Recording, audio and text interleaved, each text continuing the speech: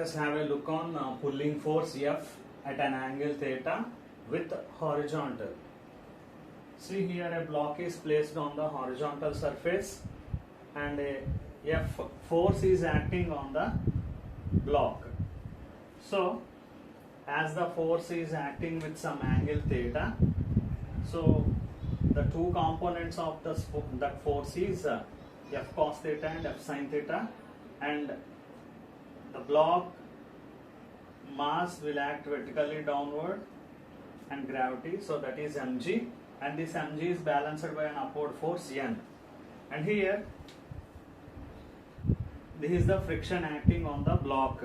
Fs is the friction acting on the block opposite to the force, and here this is the angle of friction phi, and this is the resultant force R.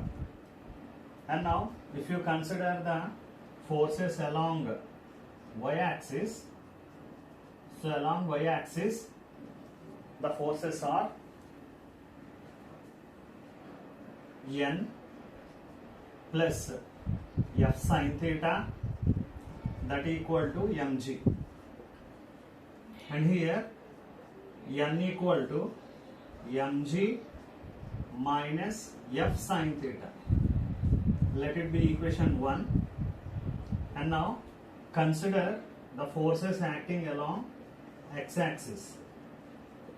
The forces acting along x-axis is Fs equal to F cos theta, and we know that Fs equal to mu s into n. That means here we can write as mu s into n, that equal to F cos theta, and here mu s n we have mg minus F sin theta, so we can write as mu s into mg minus F sin theta is equal to F cos theta. And here, so this can be written like this now, mu s into mu s of mg minus F sin theta equal to F cos theta, and here mu s equal to F cos theta by mg minus F sin theta. And from the previous concept we know that coefficient, this mu s is called coefficient of static friction.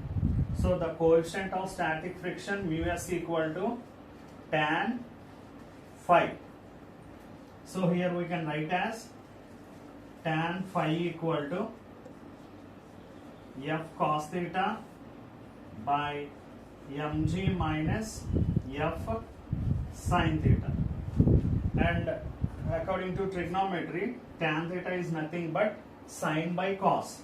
So here tan phi can be written as sine phi by cos phi, that equal to F cos theta by mg minus F sin theta.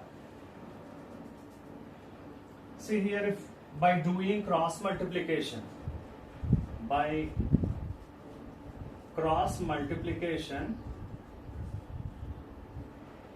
we have like this. See, sin phi into, or F cos theta into cos phi. So we will have F cos theta into cos phi, that is equal to, now this into this, sin phi or mg sin phi minus F sin theta into sin phi.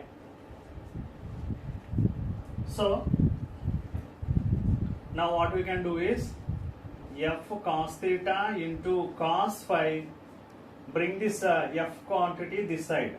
So we'll have, as it is having minus sign, it will have plus sign, plus F sin theta into sin phi, that is equal to mg sin phi.